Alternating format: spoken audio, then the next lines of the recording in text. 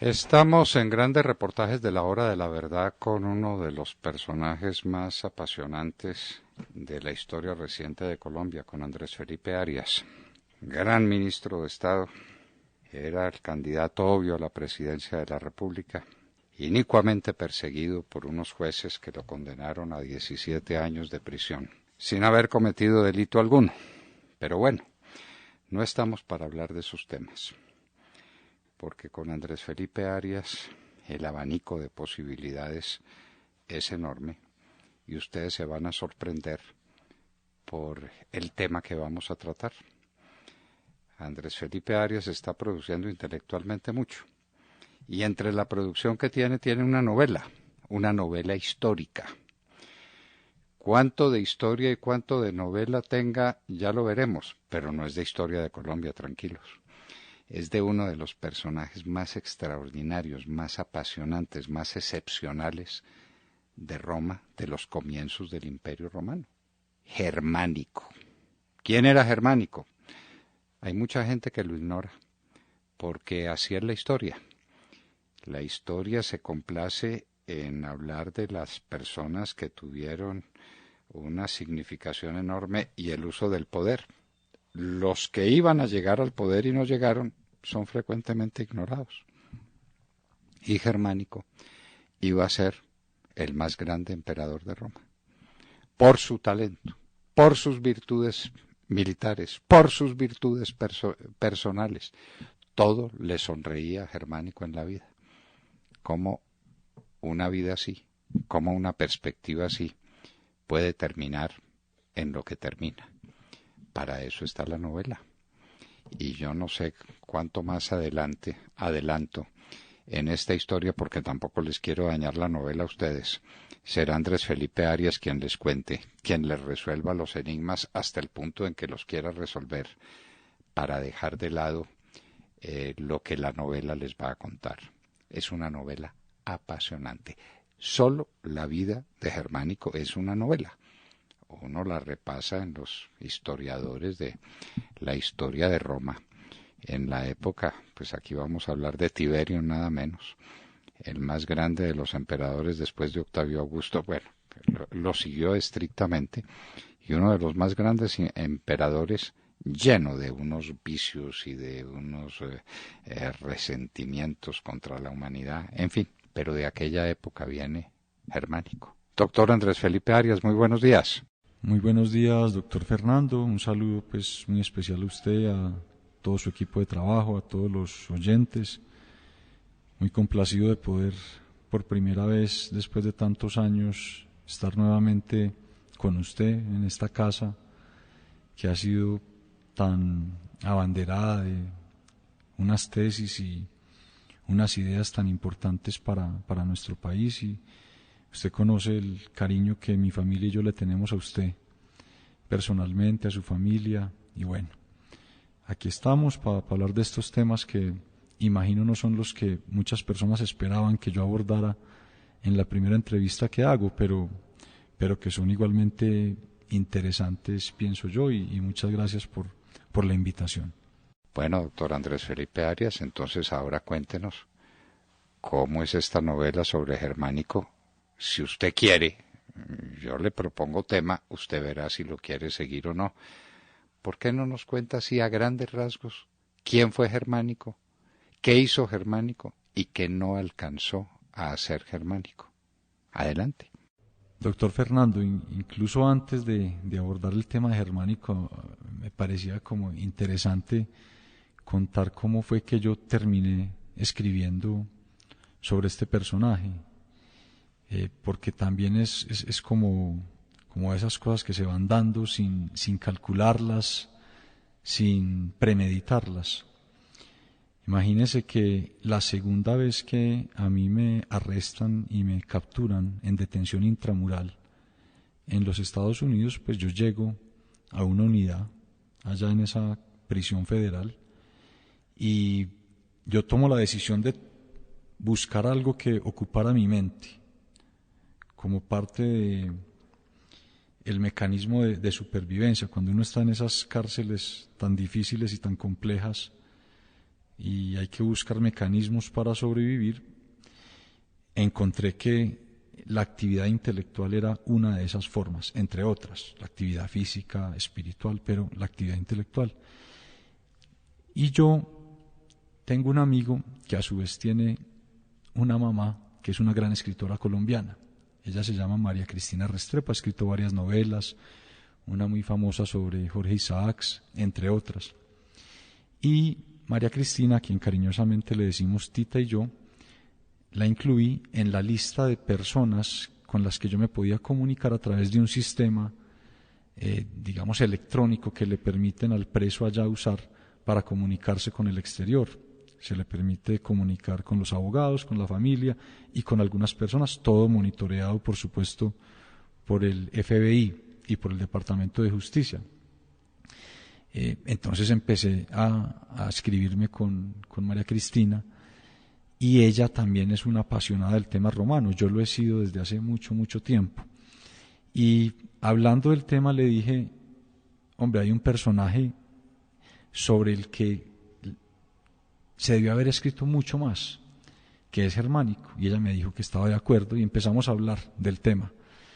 Y ella me empezó a enviar libros de Germánico y de la época y del Alto Imperio Romano, pero particularmente de la dinastía de los Julios Claudios, que es en donde se ubica Germánico. ¿Y por qué me enviaba los libros? Porque había un mecanismo que permitía que las personas de afuera o la familia le enviaran libros a la persona que estaba presa. Entonces empezó a enviar libros y libros y libros y libros, y yo me los devoraba uno tras otro, sin parar.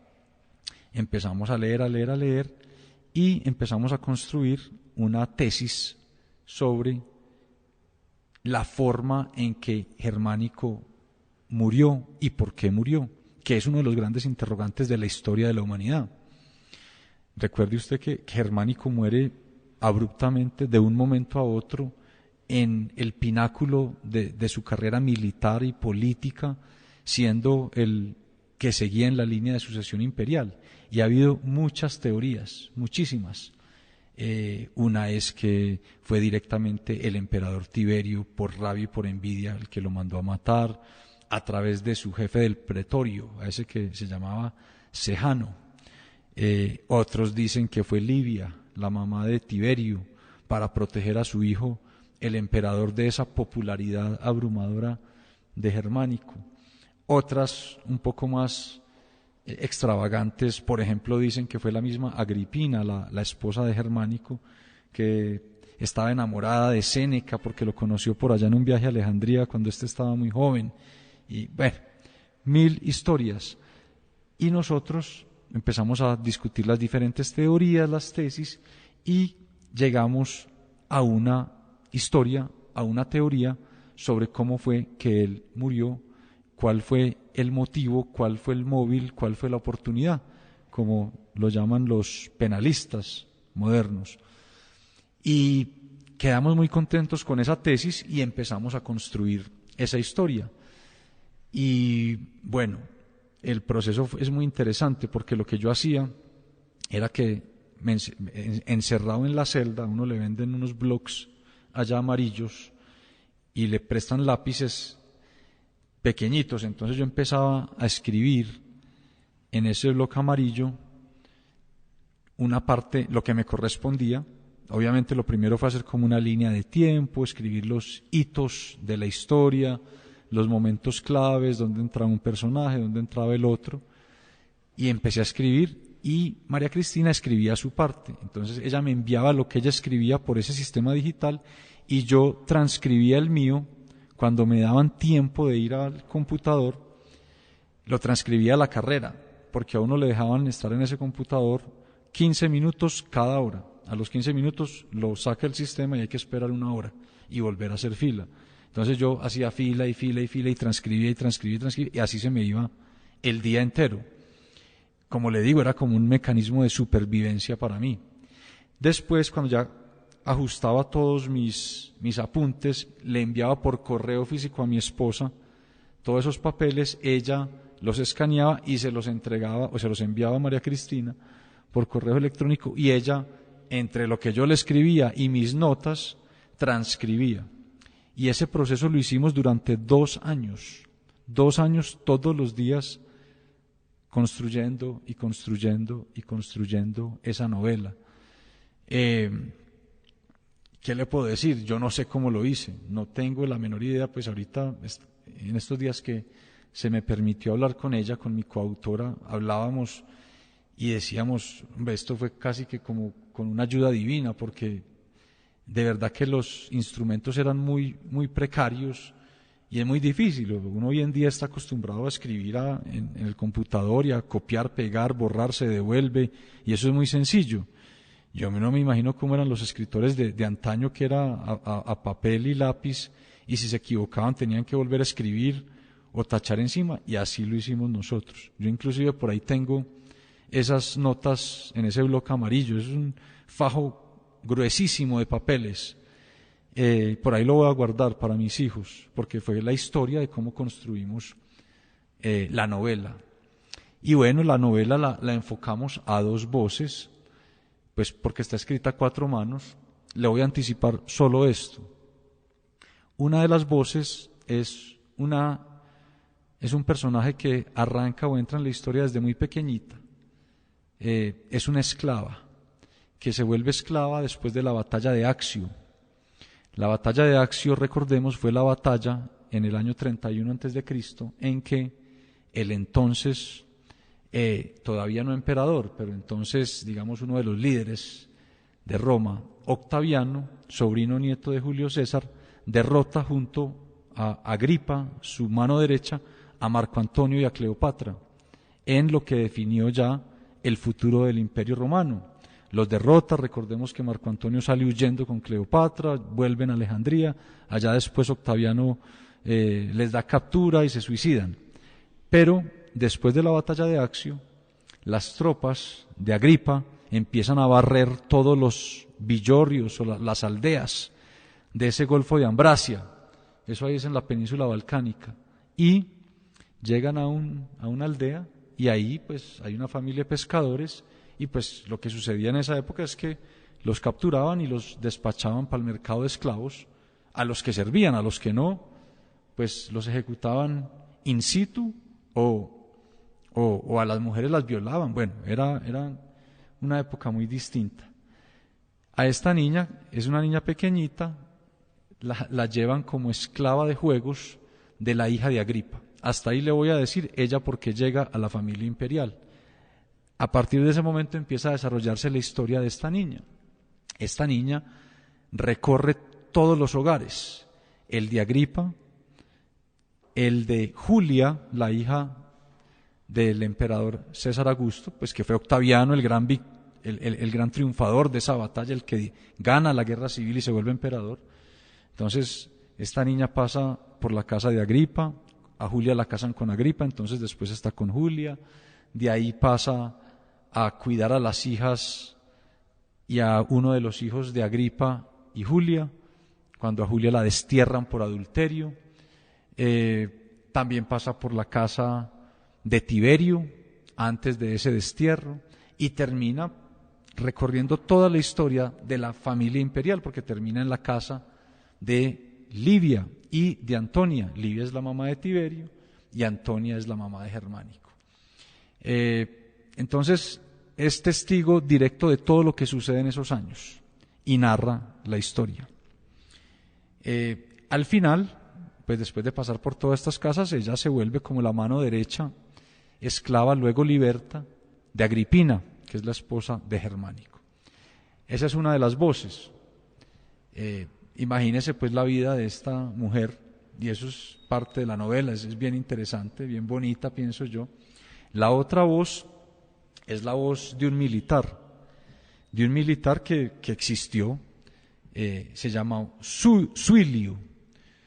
Suilio comienza su carrera militar en Roma como los integrantes de las familias nobles, con su adiestramiento, todo, y lo nombran estafeta de Germánico. Germánico ya siendo un general del Imperio Romano y ya siendo, digamos, en los últimos años de Augusto, lo vuelven estafeta de Germánico y está al lado de Germánico desde ese momento hasta el final de sus días. Entonces es la otra persona que puede observar todo lo que sucedió al lado de Germánico, al lado de Agripina, en esa familia imperial. Esa es la otra voz. Este hombre, Suilio, pasa de ser estafeta, después lo nombran cuestor de las legiones de Germánico. El cuestor era como una especie de auditor de la parte financiera de las legiones, el que llevaba la contabilidad, auditaba que no se le robaran el pago a los legionarios, que todo el material de intendencia, el armamento estuviera completico, que hubiera buen abastecimiento. Bueno, auditaba todo eso y era al pie de Germánico todo el tiempo. Suilio fue un sobreviviente de todo esto, porque muchos de los que estuvieron al lado de Germánico y Agripina terminaron muertos, ejecutados o exiliados. Él fue de los supervivientes, tanto así que mucho después, bajo el imperio de Claudio, hermano de Germánico, se vuelve como la mano derecha perversa de la esposa de Claudio, de Mesalina, y era el que acusaba falsamente a los enemigos políticos del régimen para salir de ellos. Pero en el momento de Germánico yo pensaría que era una persona con buenas intenciones y que fue el devenir de la vida y esas circunstancias y lo que le tocó vivir y esa persecución tan dura contra la familia de Germánico lo que lo terminó convirtiendo en lo que al final de su vida se convirtió. Pero en este momento de la historia era un hombre joven, militar, serio, juicioso, muy devoto de Germánico, que le cuidaba la espalda, estaba pendiente de su seguridad, de que todo en las legiones marchara bien. Es el que narra la otra parte de la historia. Y bueno, ahí comienza la historia de Germánico. Germánico fue un hombre muy importante, no solo por lo que fue, sino por lo que no fue. Yo tengo una tesis, y es la siguiente, es si Germánico, ese gran general romano, no hubiera muerto, y más aún, si a Germánico, el emperador Tiberio, no lo hubiera sacado de las provincias germanas y le hubiera permitido continuar con su campaña de conquista de esas provincias germánicas, el mundo occidental hubiera sido muy diferente. La historia de la humanidad hubiera sido muy diferente. Y yo me arriesgo a plantear esa tesis o esa teoría por lo siguiente. Germánico es enviado por César Augusto, a la provincia de Germania para terminar de doblegar a los pueblos germánicos, que eran muy rebeldes y no se dejaban conquistar por el Imperio Romano. Habían sido doblegados por el papá de Germánico, que se llamaba Druso.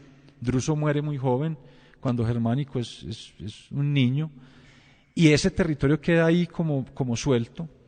Cuando Druso, el papá de Germánico, está en sus campañas, sucede algo muy extraordinario, algo que son de esas cosas que cambian la historia, y es que Druso, el papá de Germánico, logra doblegar a varias tribus germánicas, y como prueba de ese sometimiento, uno de los jefes de una de esas tribus, los queruscos, le entrega como rehén al hijo, que se llamaba Arminio, y Arminio se lo llevan a vivir en la corte, allá en la familia imperial, y crece con Germánico. Y Arminio se vuelve un militar romano, y le dieron el mando incluso sobre lo que hoy sería un escuadrón de caballería, en esa época se llamaba un ala de caballería, y lo mandan ya cuando es un oficial formado, y después de vivir todos esos años con Germánico, con Agripina, con Julia, con toda la familia imperial, va a Germania con el ejército romano y perpetra la mayor traición que sufrió Roma en ese momento, y es que, estando al mando de unidades militares romanas, convence al comandante del ejército romano allá en Germania de desviarse por un camino a supuestamente subyugar una insurrección, y todo era un montaje, era una mentira, porque convence a este general Varo de ir hacia allá, hace desviar 3 legiones y los emboscan una cantidad de tribus germanas, los queruscos, los bructeros, los marsos, los catos, y destruyen 3 legiones. Se llamó el desastre de Teutoburgo, famosísimo, en un bosque al lado de un despeñadero en lo que hoy es Alemania. Eso generó mucho temor. En Roma creían que los germanos y las tribus bárbaras iban a venir sobre Roma. Bueno, en fin, fue un desastre. Pero para hacer toda esa historia larga, corta, y para llegar al punto de la novela, a Germánico lo mandan en los últimos años de Augusto, en el último año, a esas provincias, a que los subyugue, a que los someta, a que vengue esa masacre de Teutoburgo. Entonces Germánico va, y Agripina, que era su esposa, no lo deja solo. Pensará uno que es porque sabía que el éxito de este hombre con las mujeres, la popularidad, pero no lo desamparaba y se va con él. Y llegan allá a Germania, llegan a lo que hoy es la ciudad de Colonia. En esa época se llamaba Ara Ubiorum. Y allá están, y desde allá Germánico hace sus campañas sobre las provincias germánicas que no estaban todavía dominadas. Y le va bien, y es detrás de Arminio, porque Arminio, después de esa traición de Teutoburgo, se vuelve una especie de líder de las tribus germanas, y trata de armar una confederación para enfrentar al Imperio Romano. Y lo que dividía a un ejército del otro era el río Rin, el Renus en ese momento. En el margen occidental estaba Ara Ubiorum y los cuarteles de las legiones de Germánico. Germánico tenía 8 legiones bajo su mando en ese momento. Y en el lado, en la margen oriental, estaban las tribus germanas. Estaban los bructeros, los marsos, los catos, los queruscos, bueno, había muchos. Sugambri, bueno. Y Germánico arranca sus campañas, y empieza poco a poco, año tras año, a lograr triunfos sobre las tribus germánicas, y logra el mayor triunfo de todos para Roma en ese momento. Augusto, ya muerto, muere mientras Germánico está allá. Hay un episodio de la historia que lo voy a contar, hace parte del libro, pero lo puedo contar porque es de la historia, es conocido, y es que cuando muere Augusto, las legiones de Germánico lo aclaman emperador y le piden que marche sobre Roma para que Tiberio no sea el emperador. Germánico se niega a eso, él es leal al imperio, él es leal al nuevo emperador, pero alrededor de ese episodio el lector va a encontrar una historia muy interesante. ¿Quién fue el que instigó esa insurrección, ese amotinamiento? ¿Por qué lo hizo? ¿Cómo lo hizo? ¿Por qué Germánico no aceptó? Hay una parte del libro que es bien bonita, bien interesante. Pero finalmente, pues Tiberio es nombrado emperador y se forman una especie de 2 partidos en Roma. Un partido era el partido afecto a Tiberio, a la mamá de Tiberio, que había sido la esposa de Augusto, una mujer de mucha influencia, mucho poder, Livia. Ese era como el partido senatorial que quería que se mantuviera el imperio, mantener todos los privilegios de la familia imperial. Y había otro partido, que era el partido que llamamos el partido Juliano, que era como el partido afecto a Germánico y a Agripina, la esposa. ¿Por qué? Porque Agripina era la hija de Julia, y Julia, desterrada, exiliada, ella muere en el exilio. Era un partido que decían apoyaba como el retorno hacia la república, es decir, a mermarle poderes al emperador y a que el Senado recuperara un poco el poder, y le adjudicaban esas tesis a Germánico, a Agripina, a Julia, la mamá de Agripina, y esos 2 partidos eran un reflejo de la pelea que había al interior de la familia imperial. La familia imperial tenía 2 linajes, el Juliano y el Claudiano. El Juliano, el que venía de Julio César, a través de César Augusto, sobrino nieto de Julio César, que tuvo a su hija Julia, de Julia nace Agripina y otros hijos, y ese era el linaje juliano en la familia imperial. Pero Julia exiliada, ¿quién tenía la sangre ahí? Agripina, la esposa de Germánico. El linaje claudiano, ¿de dónde venía? De Livia, la esposa de César Augusto, porque ese era su gens, lo que llamaban su apellido, su linaje, y también de su primer esposo.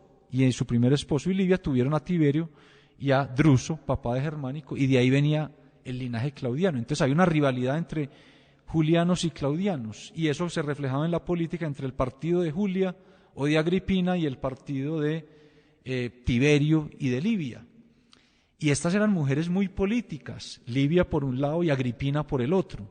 Y eso se ve también en la novela. Hay un montón de anécdotas y, digamos, relatos que muestran todo eso.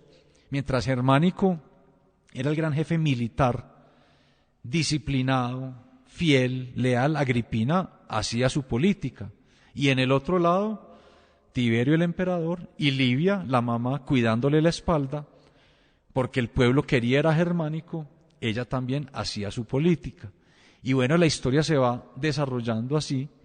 Después Tiberio hace regresar a Germánico, y ahí es donde yo le digo, si a Germánico no lo hacen regresar de allá, yo creo que la historia de la humanidad hubiera sido diferente. ¿Por qué? Si a Germánico le permiten terminar su tarea, subyugar a las tribus germanas, cruzar el Renus, terminar de dominar lo que llamaban Germania Magna, cruzar el río Albis y dominar lo que se llamaba en esa época Germania Última, que hoy es Polonia. Fíjese usted que las tribus godas, las tribus góticas, que están en ese momento cruzando desde la isla de Gotland, en Suecia, hacia el continente europeo, si hubieran quedado ahí, hubieran sido ahí frenadas por el Imperio Romano.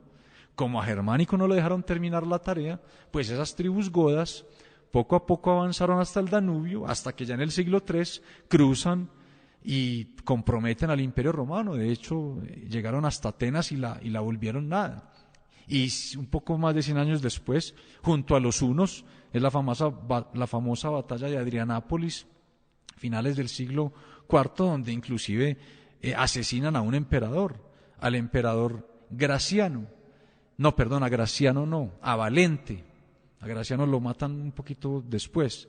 Pero fíjese usted, si Germánico logra terminar su tarea y si Tiberio no lo trae de allá y no lo obliga a devolverse, esa invasión gótica, es mi teoría, esto es simplemente teoría de un novato en historia, esa invasión gótica no se hubiera dado. Si no se da esa invasión goda, los hunos y los godos no logran desestabilizar el imperio romano occidental.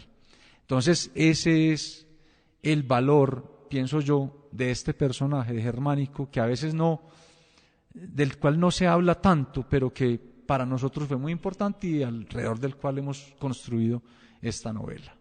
Bueno, doctor Andrés Felipe, después de esta narración dramática de lo que Germánico fue, ¿qué temas quiere tratar? Hablamos de Germánico como político, como persona que tenía un don de gentes excepcional, o como militar, o cuál de las facetas de la vida de Germánico quiere usted que tratemos porque sea tema de su novela, que es lo que importa. Usted ha resuelto escribir novelas sobre Germánico, diga qué enfoque le da a una de las múltiples posibles expresiones de Germánico. Hombre, ministro, pues hablemos de las tres. Las tres se abordan mucho en la novela y son bien interesantes. Si quiere, primero hablemos de Germánico como esa figura pública. Era de una popularidad abrumadora. A donde Germánico iba, le salían multitudes, lo querían tocar, abrazar. Haga de cuenta una celebridad. Eso, por supuesto, generaba cierta inconformidad en lo que llamamos en la novela el Palatino. Es decir, allí donde vivían Tiberio, Livia y la familia imperial. Obviamente le generaba mucho escozor al que le guardaba la espalda a Tiberio, que Sejano, el jefe del pretorio, un ecuestre, no era noble, porque acuérdese que el pretorio no lo manejaba un noble, lo tenía que manejar un ecuestre para evitar pues los problemas y las guerras civiles que tanto se vieron en el Imperio Romano. Y Sejano era un personaje muy particular, pues caracterizado por carecer de escrúpulos y esto lo irritaba bastante. Imagínese usted un emperador como Tiberio lejano, sin carisma, como amargado con la vida a pesar del éxito al que había llegado. Un emperador al que su esposa Julia, hija del emperador anterior, emperador que además era el padre adoptivo de Tiberio, le había sido infiel, dice la historia o dice los relatos históricos de la época, con muchas personas, razón por la cual fue exiliada por el propio Augusto. Entonces era Tiberio una persona, yo la describo como amargada, como amargada con la vida, a pesar de tenerlo todo. Entonces imagínese usted ver que el que sigue en la línea de sucesión imperial, por orden de Augusto antes de morir, porque así lo dejó estipulado Augusto, él dejó casi que el imperio organizadito, inclusive dejó paralelo a su testamento, un escrito llamado el Brevarium Imperii, que era como una lista de instrucciones de cómo se debía conducirse el imperio después de su muerte. Entonces imagínese a Tiberio, este hombre, emperador, amargado, lejano del pueblo, no muy querido por el pueblo precisamente por esa lejanía, y tiene al que sigue en la línea de sucesión imperial, tiene ahí un hombre exitoso, bien parecido, una celebridad, a donde va lo aclaman, a donde va quieren estar con él. Entonces eso generó mucho conflicto en esa época y en la familia imperial. Pero imagínese usted, cuando Tiberio hace regresar a Germánico de esas provincias germanas y no le deja terminar la tarea de capturar a Arminio, que era su sueño y su verdadera venganza en nombre de Roma, pues Germánico regresa. Y Tiberio le dice, le vamos a permitir un desfile triunfal. Pues bien, Germánico regresa. Ustedes recuerde que los generales triunfadores tenían que acampar afuera de las murallas de Roma porque no podían entrar con las legiones, tenían que pernoctar ahí o acampar ahí en el Campus Martius, el campo de Marte, esperando el desfile triunfal cuando fuera autorizado. Entonces el desfile triunfal es autorizado por el Senado, se lo habían autorizado hacía meses, una especie de disculpa para traerlo desde allá. Y ese desfile triunfal, que pues lo describimos ahí en la novela, con varias anécdotas y episodios, fue una locura. Eso es como si hubiera sido el evento del siglo. Germánico desfilando con sus legiones, Agripina ya en el palco imperial con sus hijos. En ese momento Agripina ya tiene, ya tiene a Calígula, el pequeño Cayo, que Calígula nace, si no estoy mal, creo que nace en el 12, este desfile ya es en el 17. Ha nacido otra hija, Agripina la menor, mamá del emperador Nerón, también muy importante, ella también está ahí. Ha nacido Julia Drusila, una hija también que vino después, todavía no ha nacido la menor. Y están los dos hijos mayores que se llaman Nerón y Druso. Entonces está Agripina, esposa de Germánico, en el palco imperial, como toda una matrona, admirada por toda Roma, plebeyos, nobles, ecuestres, patricios. Está Germánico en la carroza triunfal y hace el desfile con sus hijos. Entonces están sus 5 hijos con él en la carroza, desfilando por las calles de Roma, y detrás de él sus oficiales. Ahí, por ejemplo, va Suilio, su cuestor, va el general Vitelio, va Cecina, otro general muy importante en las campañas de Germania. Bueno, van varios. Incluso le voy a anticipar algo. Va un oficial que se llama Poncio Pilato, desfilando con Germánico, ahí atrás, porque Poncio Pilato desarrolló una operación, que ahorita le hablo de eso, que en el libro la narramos, muy importante para la vida militar de Germánico. Y Poncio Pilato iba a ser, en nuestra novela, un gran aliado de Germánico, como lo fue Suilio, pero ya estando ahí, pues Sejano empezó a sonsacarle varios de los oficiales, y ese fue uno de ellos. Y es por eso que después terminó donde terminó, enviado como procurador, en esa época no se llamaba así todavía, ese nombre lo acuña es Claudio, lo adoptan bajo el imperio de Claudio, pero era prefecto a Judea. Pero en ese momento él desfila ahí con Germánico, imagínense, cosas pues que a veces uno no alcanza a imaginar. Desfilan entonces detrás de él todos sus oficiales y las legiones, Imagínense todo ese ejército triunfador de Germania desfilando con Germánico. Eso fue una locura, pues. Imagínense lo que era este hombre y la envidia que despertaba en el círculo imperial, en Tiberio, en Sejano y en Libia.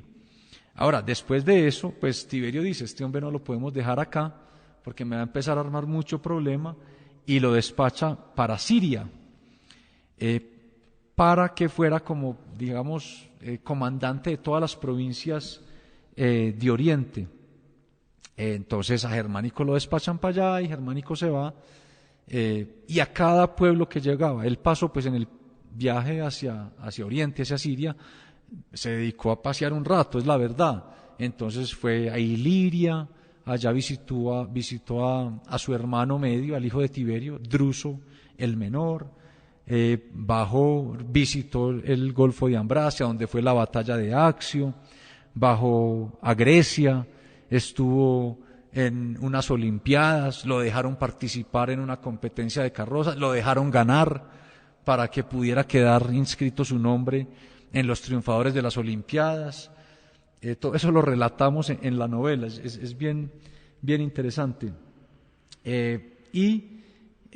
Llega pues, pasa por Rodas, va a donde se desarrolla la historia de Homero, que es la Ilíada, donde está pues toda esta historia de Troya. También va allá, en el trayecto le nace su hija menor, Julia Livila.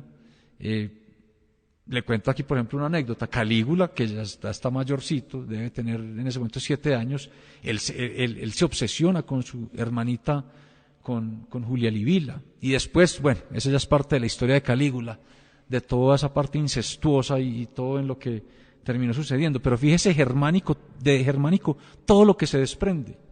Todos los emperadores que siguieron en los Julios Claudios tenían que ver con él. Su hijo Calígula, su nieto Nerón, su hermano Claudio, todos. Agripina, su hija, pues toda la historia que tiene con su hijo Nerón, en fin, todo eso. Entonces, pero a cada lugar que llegaba Germánico, pues imagínense, lo dejaron ganar las Olimpiadas solo para que quedara su nombre inscrito en la lista de vencedores. Entonces, pues, esto fue una locura. El hombre llegaba, en Siria, imagínense, él llega allá, se ubica con su familia en el palacio de Pidefnae, en Antioquía, en la ciudad de Antioquía, y Tiberio le manda como gobernador de Siria, aunque Germánico era el superior, le manda un gobernador que lo incomodaba, que lo molestaba, cuya esposa también se va con él y empieza a hablar mal de Agripina, a hablar mal de Germánico. Y aún así Germánico era pues muy popular, una celebridad. Bajó a Alejandría. Allá sucede algo que es determinante para la novela y para la historia de Germánico, de Roma y de la humanidad. Y es que Alejandría, que estaba en la provincia de Egipto, no podía entrar cualquier romano, tenía de la clase senatorial. Germánico era de la clase senatorial, por supuesto, a menos que tuviera permiso del emperador. Pero Germánico, siendo jefe de todas las provincias, pensó que podía ir.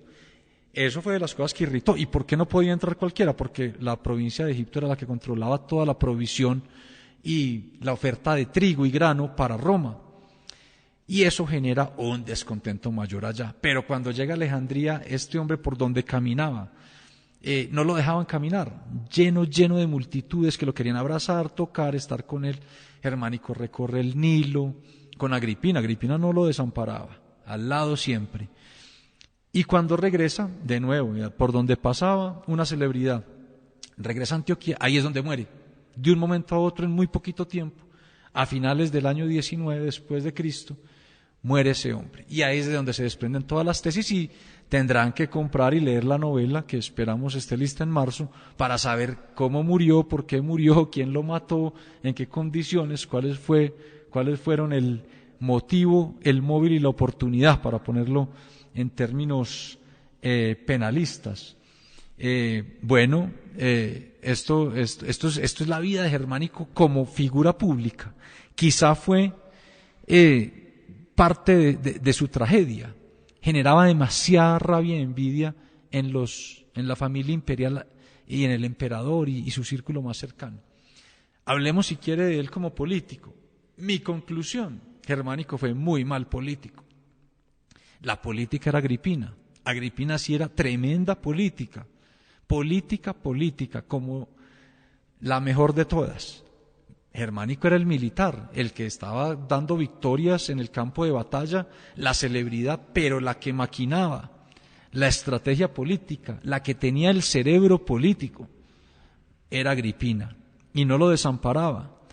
Y también pienso yo, eso fue parte de su tragedia, por la misma ambición de Agripina.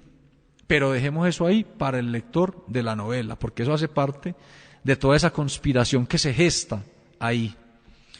Y hablemos de Germánico como el militar, el mejor de todos. Imagínese esto: Germánico, cuando nace, él es hijo de Druso, el mayor, gran militar también, hermano de Tiberio.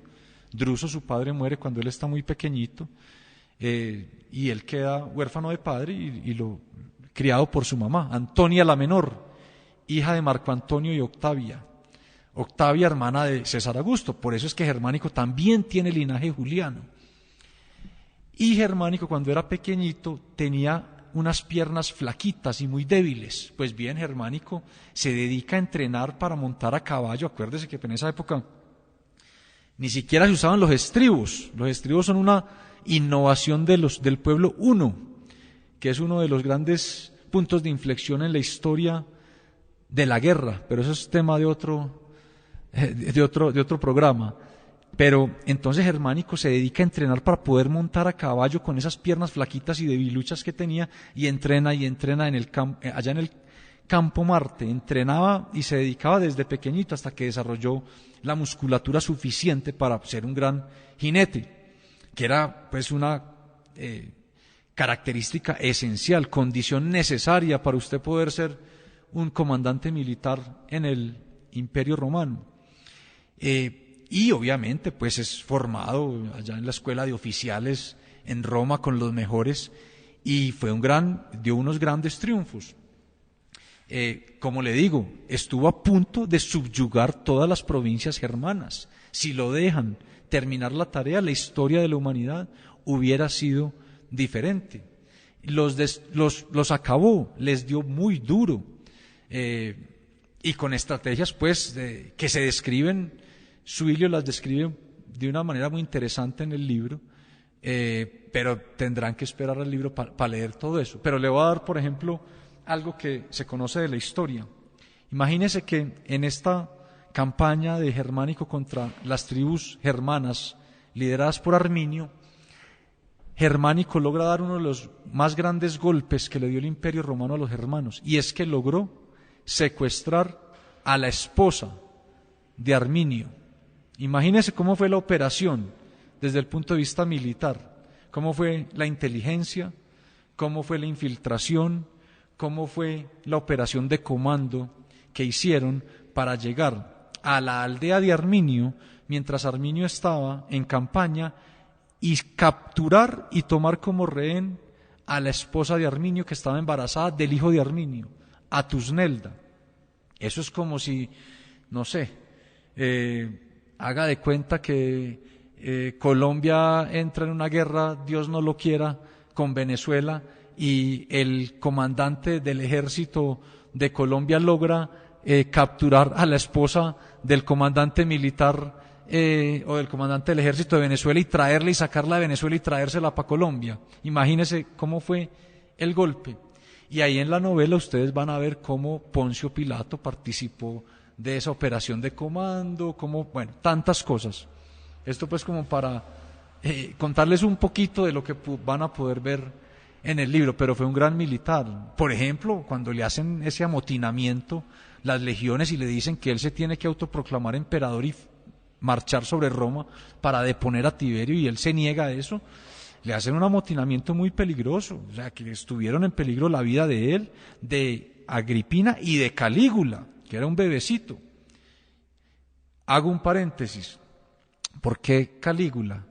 Calígula le dicen así porque como vivía pegado de Agripina y Agripina había pegado de Germánico, pues Calígula, un niño en esos campamentos legionarios, se disfrazaba de legionario y se ponía unas boticas de militar. Y el término bota en latín es caliga. Entonces Calígula significa boticas.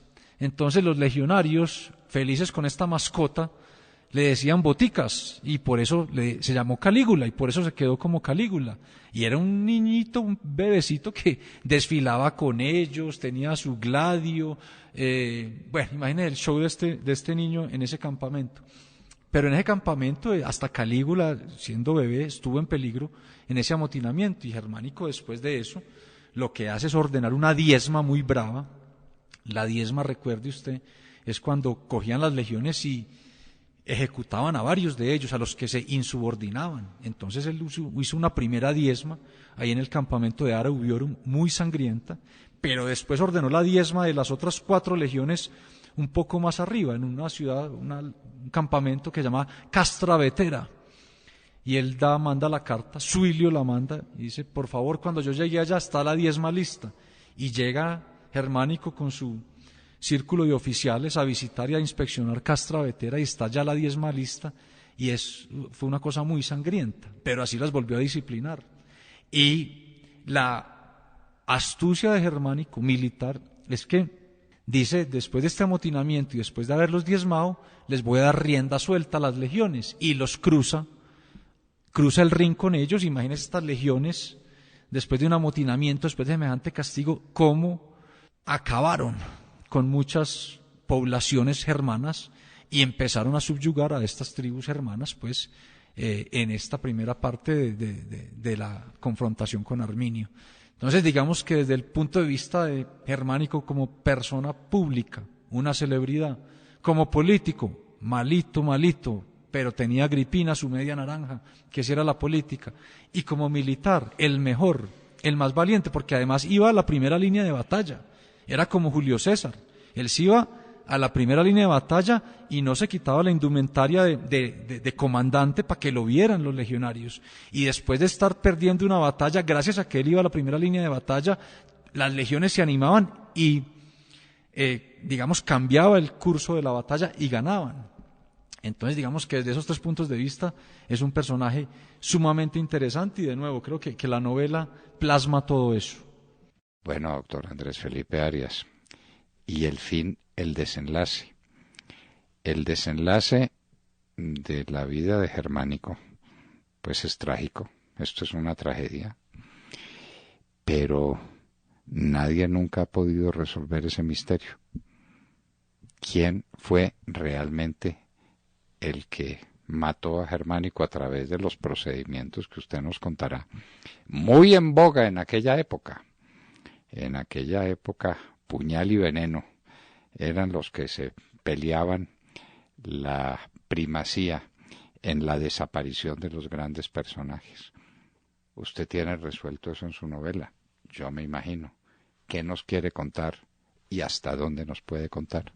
Ministro, esa parte es la que no le puedo contar, porque esa es la parte interesante del libro, porque como le digo, ahí es donde van a ver ustedes, los que quieran leer la novela, cuál fue el motivo, el móvil, la oportunidad que el asesino o la asesina, si es que hubo asesino, usó para que Germánico muriera de un momento para otro. Es que fue muy rápido el proceso. Como les decía, ellos regresan de Alejandría después de ese viaje allá que tanto escozor causó en el Palatino, después de ese viaje por el Nilo, ellos bajan hasta Etiopía con Agripina a inspeccionar 2 cohortes de legionarios que vigilaban y mantenían control territorial allá abajo.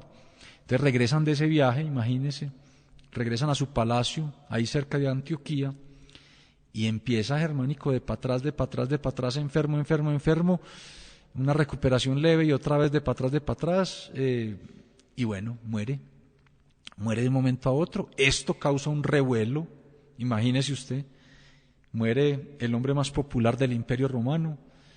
La noticia se esparció, pero muy rápido para los estándares de esa época. Imagínense que cuando la noticia llega a Roma, cierran todos los negocios, empiezan a hacer ofrendas en los templos, porque lo que se sabía ahí era que estaba enfermo y muy grave. Entonces la gente haciendo ofrendas en los templos, cierran los negocios, cierran el comercio, la gente congregada haciéndole sacrificios a los dioses, en fin. Y bueno, y luego muere. Esto de nuevo le irritaba a Tiberio. Pero no le puedo contar porque usted no se imagina y las personas no van a anticipar quién fue y cómo fue el que hizo lo que hizo, si es que lo hizo. Dejémoslo ahí. Lo que sí le puedo decir es que, digamos, la muerte de Germánico, como le digo, desencadena una serie de eventos muy grandes. El cadáver lo exponen públicamente. Agripina es muy política. Entonces Agripina ve que eso sucede y ella lo expone en la plaza de Antioquía, para que el pueblo se entere de cómo murió, los síntomas, esas manchas azules que se le veían en el cuerpo. En esa época no había autopsia. La autopsia, digamos, no le hicieron autopsia, pero la gente veía y era evidente lo que le había sucedido. Agripina hace que, bueno, incineran el cadáver y hace un recorrido, un peregrinaje, digámoslo así, desde Antioquía hasta Roma. Un peregrinaje que duró varios meses con las cenizas de Germánico y las presentaba en cada lugar al que llegaba. Y eso incendiaba al pueblo, porque el pueblo decía, ¿cómo así? Que mataron a Germánico, al que más queríamos, al que debía ser el sucesor, al que era el próximo emperador, a un hombre bueno, querido, buen militar, un tipo, es que yo no sé, es como que era el hombre que encarnaba todas las virtudes. Y eso pues exacerbó más aún el sentimiento y la división entre los Julios y los Claudios, o entre, digamos, la facción de Agripina y la facción de Tiberio en la familia imperial y en Roma. Bueno, es un entierro al que asiste toda Roma, excepto Tiberio y Livia, que ni siquiera van, ni siquiera salen a recibir a Agripina cuando ella ya llega a las afueras de Roma. Después de eso, Agripina, sus hijos son perseguidos. Los dos hijos mayores, Nerón y Druso, mueren ambos, persecución jurídico-política instigada por Sejano. Tiberio se hacía, digamos, piensa uno que estimulaba eso. Calígula sobrevivió, y eso habla y dice mucho de Calígula, haber sobrevivido en ese entorno a la muerte de Tiberio, dice mucho de lo que era Calígula y de las habilidades que tenía Calígula, y de esa astucia también que tenía quien desde muchachito ya desfilaba con las legiones. Las hijas, pues mucho problema. Agripina la menor y Julia Livila y Julia Drusila, y Julia Livila exiliadas por que Calígula, ya cuando es emperador, arma la historia de que han sido infieles con el esposo de Julia Drusila, que era la obsesión desde chiquito de él. Entonces la familia queda totalmente diezmada, acabada. Agripina también enjuiciada y muere bajo ese, digamos, bajo ese juicio instigado por Sejano. Muere muy cerca a uno de sus hijos, muy poco después. Todos los militares que ayudaron a Germánico, casi todos terminaron también o exiliados o ejecutados, porque les armaban el caso, se lo confeccionaban, y así era Roma en esa época. Tiberio ya en el 26, usted sabe que se va a la isla de Capri, hay muchas historias de Tiberio. Yo no me caso con ninguna, porque los historiadores de esa época tenían sesgo político, pero digamos, la historia convencional es que Tiberio ya está depravado, y en la isla de Capri se dedica a esas depravaciones, y le deja el poder a Sejano, y Sejano hace y deshace en Roma, hasta que ya también sale de los favores de Tiberio. A Tiberio y a Sejano también lo ejecutan, Tiberio antes, en los últimos años, pero ya Tiberio en Capri, pues hay historias horrendas de lo que hacía con niños y niñas que le traían de todo el imperio, pero Sejano, pues al final ya también con tanto poder quería volverse emperador, y Tiberio lo también, gracias a la mamá de Germánico, que todavía sobrevivía y que le pasa una información, le dice, cuídeme a Calígula, es el único que queda, y mire lo que le está haciendo Sejano. Gracias a eso, a Sejano también lo ejecutan. Y ya después, cuando muere Tiberio, sigue Calígula, el hijo de Germánico. Pero no le puedo decir cómo es que muere Germánico, ni cómo se armó todo eso, porque es parte del libro. Pero sí, pues vemos que Germánico fue una figura que, si hubiera quedado viva, hubiera sido emperador, o lo hubieran dejado terminar la tarea en las provincias de Germania, la historia de la humanidad hubiera sido diferente. Bueno, doctor Andrés Felipe Arias, esto es apasionante. Ahora díganos para cuándo sale la novela y cuándo la podremos leer, porque ya estamos listos para comprarla. Historia, nada menos que la historia de la Gran Roma en sus lados más oscuros, más negros, al pie de sus momentos más brillantes y gloriosos. Germánico estaba viviendo cuando Roma estaba llegando, todavía no había llegado, faltaban algunos emperadores que completaran esa obra magnífica de Roma dueña del mundo, pero ya era casi dueña del mundo. La grandeza y la miseria de Roma al mismo tiempo. A ver, ¿cuándo sale su libro y dónde lo podremos encontrar? Ministro, en este momento el libro pues están en el diseño de la carátula, están terminando la corrección de estilo, y mi coautor y yo, María Cristina Restrepo, porque de nuevo insisto que esto es una obra a 4 manos, y ella pues fue mi gran maestra para todo este proceso, pues una gran escritora y de quien aprendí muchísimo, me orientó muchísimo para esto. Ella y yo creemos que en marzo ya debe estar lista, va a haber publicaciones físicas, y va a estar también pues posiblemente para comprar online, para bajar pues con Apple o con Amazon. Entonces les iremos contando, pero en marzo de este año que viene ya el libro lo van a poder tener y lo van a poder comprar si Dios quiere. Doctor Andrés Felipe Arias, a mí no me perdonarían si yo no le pregunto a usted para que nos cuente. Esto no es un problema de política interna ni de economía inmediata y secundona. Cuéntenos qué es lo que significa la cocaína en la economía real de este país, para bien y para mal. Hablemos de ese tema. Pues, ministro, imagínese que ese es un tema en el que también he venido trabajando, incluso desde que estaba ya en esa cárcel de Estados Unidos, y de nuevo me remonto un poquito a por qué terminé en esta agenda de investigación. Y es que los académicos hemos hablado toda la vida del impacto del narcotráfico en la economía, pero creo que es la primera vez que alguien que hace este tipo de investigación ha tenido que convivir durante 2 años con narcotraficantes de verdad, encerrado en celdas por periodos prolongados de más de 24 horas con narcotraficantes de verdad, y hablando con ellos, porque esa cárcel está llena de narcotraficantes extraditados y de diferentes actores de todos los eslabones de la cadena del narcotráfico, desde los lancheros hasta el capo de capos.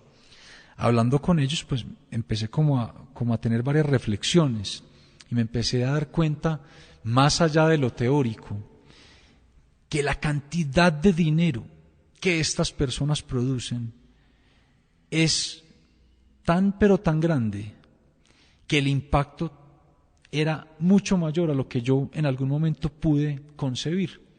Entonces, por ejemplo, durante varios meses me tocó convivir con un narcotraficante de muy alto nivel allá, extraditado, y él me decía, mire, es que cuando yo corono un viaje, entonces todo ese dinero, pues yo lo irrigo en toda la economía. Por ejemplo, yo le renuevo la maquinaria al taller de confección de la tía, yo le pago la universidad como a 100 personas, entre primos, sobrinos, vecinos, a muchas personas. Por ejemplo, compro tractores para las fincas, por ejemplo, compro ganado, le regalo una casa a una tía, le regalo un apartamento a una sobrina. Entonces, imagínese eso, Usted y yo sabemos muy bien lo importante que es el café, no solo por el peso en la economía, sino porque llega, digamos que a la gran mayoría de municipios de Colombia. Pues me empecé a dar cuenta que el narcotráfico no se concentraba únicamente, pues, o el dinero en las grandes ciudades o en unos municipios del Pacífico o de Urabá, no, es que le llega a todos los municipios de Colombia a través de ese mecanismo que yo le acabo de describir anecdóticamente en lo que me contó uno de ellos en esos periodos de encierro, y hablé con muchos y dije, voy a empezar una agenda de investigación sobre este tema utilizando estas fuentes, y empecé a hablar con algunos que estuvieron dispuestos a revelarme algunos temas de las rutas que usaban. Entonces, por ejemplo, me revelaron la información de varias rutas por el Pacífico colombiano de personas que le narcotraficaban a las FARC. Me revelaron información de rutas del Clan del Golfo, pues para personas que hacían ese trabajo o esa actividad criminal para el Clan del Golfo. Me revelaron información de rutas del Cartel de los Soles. Me contaron cómo bajan el dinero, qué modalidades usan, cuánto cobran. Hablé con los lancheros, con los que llevaban también semisumergibles, me contaron cuánto les pagaban, cómo les pagaban. Pude hablar con lo que llaman cocineros, que son los que manejan los laboratorios, pues los que convierten la pasta básica en clorhidrato de cocaína. Pude hablar con transportadores, pude hablar con funcionarios públicos, no voy a decir de qué instituciones, también extraditados por narcotráfico. En fin, y dije, esto es un fenómeno muy fuerte y muy grande, mucho más grande de lo que yo teóricamente tenía asimilado en mi cerebro. Y empecé a hacer la investigación y anoté y anotaba y anotaba y escribía y escribía y escribía. Y guardé todo eso en la cabeza porque yo empecé a decir, o sea, no puede ser que después de ese golpe al precio del petróleo que sufrió la economía colombiana en el año 2014, un fenómeno mundial, la economía colombiana hubiera aguantado. Una economía pequeña y abierta con un golpe de esa magnitud al precio de su principal producto de exportación pasa por unos momentos muy difíciles. Una economía pequeña y abierta, ¿qué le pasa? Se va a depreciar muchísimo su moneda.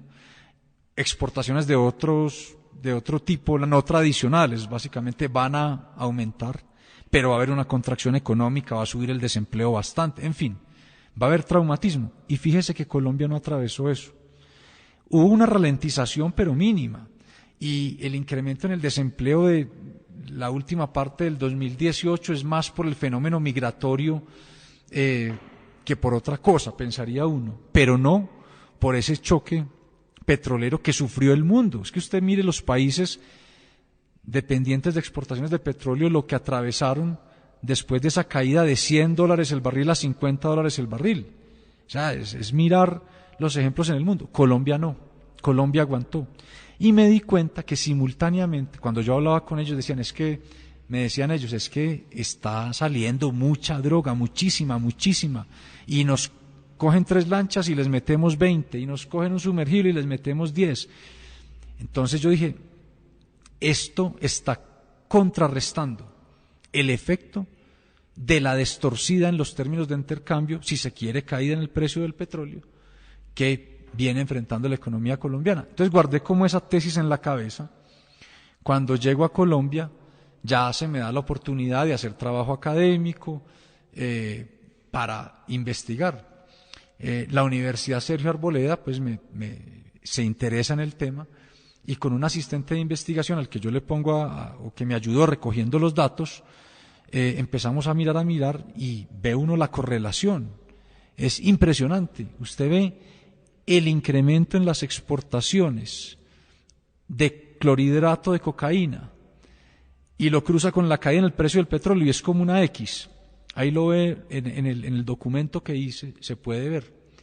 Y la tesis apuntaba a que fue ese boom de exportaciones de cocaína lo que contrarrestó y atenuó la caída en las exportaciones de petróleo. Y yo tenía la tesis y dije, vamos a medirlo. Es con el apoyo de este investigador y pues empezamos a hacer los cálculos, unas simulaciones, con la información que obtuve de esas rutas, deduje los precios o la fracción del precio que les pagan en Guatemala, en Honduras, en Costa Rica, en Panamá o en Europa, que finalmente se revierte a la economía colombiana, y encontré que más o menos el 85% de lo que Colombia perdió por esa caída en el precio del petróleo entre el año 2014 y el año 2018 fue sustituido por el boom exportador de cocaína, por ese incremento en el hectareaje que se tradujo en producción de cocaína y que salió de este país hacia el mercado norteamericano vía Centroamérica o hacia el mercado europeo por diferentes rutas que existen. Y empezamos a hacer los cálculos y bueno, ahí está el documento, es bien interesante, sacamos diferentes tesis, hipótesis, y me parece que es muy importante porque es el momento en que nuevamente la investigación en economía vuelva a abordar este tema, el efecto del narcotráfico y sobre todo ese boom, ese auge que se ha tenido desde el 2014 en la economía. Y por ejemplo ya estamos viendo que se están interesando, ya salió ese estudio de la Universidad de los Andes que no contradice lo mío, o sea, yo creo que lo refuerza. Yo estaba mirando los cálculos y creo que la tesis o los resultados van en la misma dirección. Bueno, vamos a ver, yo esta agenda de investigación la voy a continuar. En este momento estoy en una segunda etapa, estoy haciendo el cálculo de la rentabilidad del negocio, como si el traficante fuera un empresario, como cuando uno le hace el análisis de banca de inversión a una empresa. Se lo estoy haciendo con la información que obtuve pues de allá y con otros datos oficiales, y me está dando unos resultados impresionantes. O sea, lo que llamamos la tasa interna de retorno, la TIR, de este negocio es algo que yo no sé con qué le pueda competir. O sea, le estoy hablando de TIRes por encima del 300%, cuando la TIR normal de un negocio es del 12, 13, 10%. Entonces, ante eso surgen muchas preguntas, pues que son las que vamos a abordar en toda esta agenda de investigación. Bueno, doctor Andrés Felipe, y entonces, ¿qué? ¿Vivimos de la cocaína o no vivimos de la cocaína? ¿O morimos por la cocaína? ¿Cuál es el enfoque que a usted le da? El análisis que tiene en su primera presentación, que ya está escrita y que pueden ver ustedes, queridos oyentes, bien por vía de internet o bien ya en su versión escrita, primorosamente publicada por la Universidad Sergio Arboleda, sobre el papel de la cocaína entre los años 2015 y 2018, cuando el país se iba al diablo por la destorcida de los precios del petróleo. Esa es una obra fantástica. Me imagino que a esa obra le seguirá otra. Esto no puede poner como en las películas antiguas de End, el final, y se acabó. No. Díganos qué se sigue, doctor Andrés Felipe Arias. Como le decía, doctor Fernando, pues estoy ya en este momento avanzando en esta segunda etapa. Eso es lo que se sigue. No me atrevo a anticipar una fecha de publicación de este nuevo documento, porque estamos haciendo muchas simulaciones y porque quiero tratar de enlazar ese eslabón de la cadena que es el traficante, es decir, el exportador, si se quiere, con el eslabón primario, es decir, el de la finca, porque me conseguí unos datos también, con unas fuentes que tengo por ahí, de los costos de producción, incluyendo los costos de seguridad, de cuánto les cuesta armar una persona para proteger el cultivo, cuánto les cuesta el cemento, cuánto les cuesta el ácido que usan, cuánto les cuesta todo eso, siguiendo un enfoque teórico que fue desarrollado por otros investigadores acá, como el doctor Daniel Mejía, que ha investigado mucho sobre el tema. Entonces, lo que quiero hacer, y esto digamos es lo que sigue, es ver cómo es la rentabilidad del negocio del narcotraficante y o la sensibilidad de esa rentabilidad, de esa tasa interna de retorno a diferentes parámetros. Por ejemplo, cómo se afecta esa rentabilidad cuando sube el precio de la pasta básica, por ejemplo, ¿cómo cambia esa rentabilidad cuando él, en vez de exportar 1 tonelada mensual, logra exportar 1,5 toneladas? ¿Cómo cambia esa rentabilidad cuando el precio que le reconocen puesto en Honduras o Guatemala cae un poco? Es decir, hacer todo ese análisis, y lo quiero contrastar con las tires que, como le decía, de un negocio normal, lícito, pues son abrumadoramente inferiores, y de ahí van a salir muchas preguntas, y de ahí surgen muchas tesis, pero digamos que esa es como la segunda etapa de esta agenda de investigación, que a mí me parece muy interesante, que me tiene muy, muy entusiasmado y que pues sin duda va a seguir.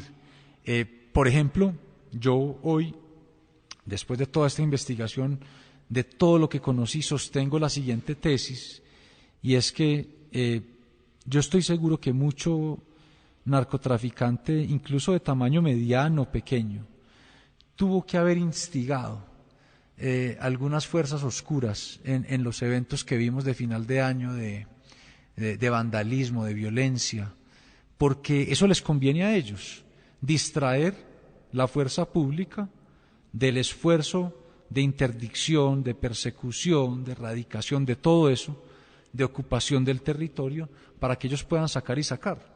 Mientras está todo el país con los ojos puestos en el vandalismo de un sitio, en el vandalismo del otro, en cómo agreden a la fuerza pública, en todo eso. Porque es que la cantidad de dinero es enorme, es enorme.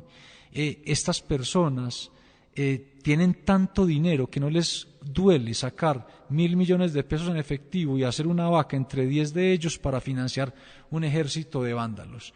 Es mucho el dinero, y yo creo que no somos conscientes de lo que todo esto implica para la economía. Es una tragedia que pues es el gran desafío que tenemos hacia adelante. Doctor Andrés Felipe Arias, muchas gracias por haber estado con nosotros en la hora de la verdad. Ministro, muchas gracias a ti, a todo tu equipo de trabajo, por este espacio, por esta oportunidad.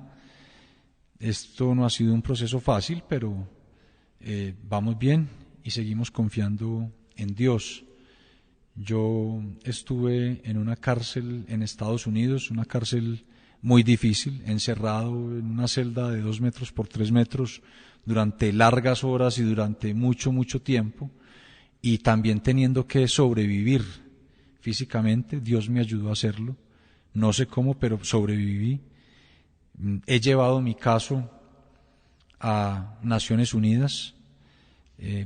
Allí el más alto órgano rector de los derechos humanos en el mundo dictaminó que la Sala Penal de la Corte Suprema de Justicia de Colombia me había violado varios derechos, por ejemplo el derecho a no quedar excluido de por vida de la actividad política, y también y especialmente el derecho a poder apelar mi condena, y ese es un derecho para mí muy importante, porque yo soy inocente.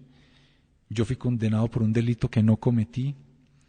Yo fui condenado en un proceso lleno de anomalías. Y ahora estamos acá, en Colombia, y yo le he dicho a mis hijos, a mi esposa, a mis amigos, que nosotros tenemos que mantener serenidad, paz interior, porque la verdad es una, nosotros tenemos la verdad, y llegará la justicia, nosotros veremos justicia, y llegará el momento en que yo pueda recuperar mi libertad para estar al lado de mi esposa y mis hijos y poder trabajar por ellos, como siempre debió ser.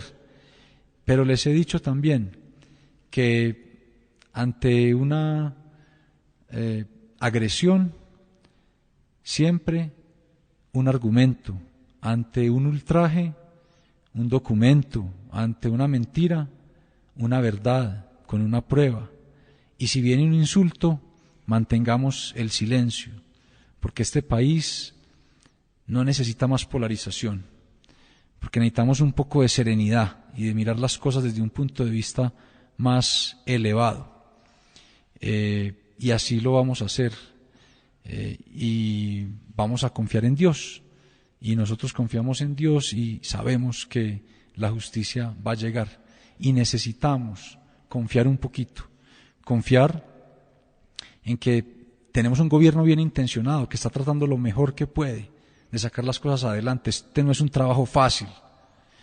Tenemos que confiar, y me incluyo, y esto no es fácil para mí por lo que me hicieron, en que las nuevas instituciones de justicia no son las mismas que operaban cuando me hicieron lo que me hicieron, y vamos a confiar.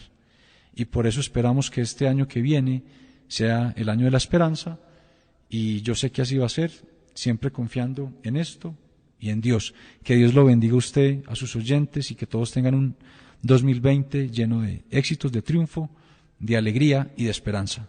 Bueno, queridos amigos, hemos escuchado a uno de los primeros economistas de este país hablando de uno de los primeros problemas nacionales que tienen ribetes políticos y sociales de todo género, estos problemas económicos, pero que él nos ha ayudado a desentrañar desde esta perspectiva económica. Andrés Felipe Arias estaba con nosotros en grandes reportajes de la Hora de la Verdad.